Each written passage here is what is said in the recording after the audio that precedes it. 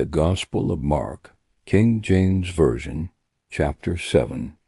Then came together unto him the Pharisees, and certain of the scribes, which came from Jerusalem. And when they saw some of his disciples eat bread with defiled, that is to say, with unwashed hands, they found fault. For the Pharisees and all the Jews, except they wash their hands oft, eat not, holding the tradition of the elders. And when they come from the market, except they wash, they eat not. And many other things there be, which they have received to hold, as the washing of cups, and pots, brazen vessels, and of tables. Then the Pharisees and scribes asked him, Why walk not thy disciples according to the tradition of the elders, but eat bread with unwashed hands? He answered and said unto them, Well hath Esaias prophesied of you hypocrites, as it is written, This people honoureth me with their lips, but their heart is far from me. Howbeit in vain do they worship me, teaching for doctrines the commandments of men. For laying aside the commandment of God, to hold the tradition of men, as the washing of pots and cups, and many other such like things ye do. And he said unto them, Full well ye reject the commandment of God, that they may keep your own tradition. For Moses said, Honour thy father and thy mother, and whoso curseth father or mother, let him die the death. But the say, If a man shall say to his father or mother, It is Corban, that is to say, a gift, by whatsoever thou mightest be profited by me, he shall be free, and ye suffer him no more to do aught for his father or his mother, making the word of God of none effect through your tradition, which they have delivered. And many such like things do they.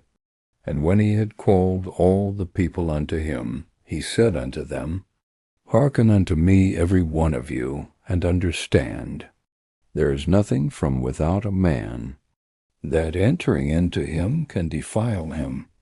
But the things which come out of him, those are they that defile the man. If any man have ears to hear, let him hear. And when he was entered into the house from the people, his disciples asked him concerning the parable. And he saith unto them, Are ye so without understanding also? Do they not perceive that whatsoever thing from without entereth into the man, it cannot defile him, because it entereth not into his heart, but into the belly, and goeth out into the draught, purging all meats? And he said, That which cometh out of the man, that defileth the man. For from within, out of the heart of men, proceed evil thoughts, adulteries, fornications, murders, thefts, covetousness, wickedness, deceit, lasciviousness, an evil eye, blasphemy, pride, foolishness. All these evil things come from within, and defile the man. And from thence he arose, and went into the borders of Tyre and Sidon, and entered into an house, and would have no man know it, but he could not be hid. For a certain woman, whose young daughter had an unclean spirit, heard of him, and came and fell at his feet. The woman was a Greek, a Syrophoenician by nation, and she besought him that he would cast forth the devil out of her daughter. But Jesus said unto her, Let the children first be filled. For it is not meet to take the children's bread, and to cast it unto the dogs. And she answered and said unto him, Yes, Lord. Yet the dogs under the table eat of the children's crumbs. And he said unto her, For this saying go thy way, the devil is gone out of thy daughter. And when she was come to her house, she found the devil gone out, and her daughter laid upon the bed. And again, departing from the coasts of Tyre and Sidon, he came unto the sea of Galilee, through the midst of the coasts of Decapolis.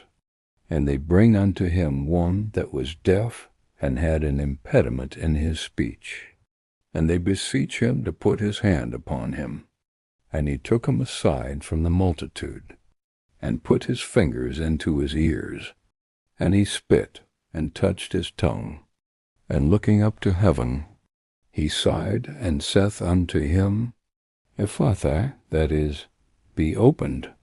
And straightway his ears were opened, and the string of his tongue was loosed, and he spake plain. And he charged them that they should tell no man. But the more he charged them, so much the more a great deal they published it, and were beyond measure astonished, saying, He hath done all things well. He maketh both the deaf to hear, and the dumb to speak.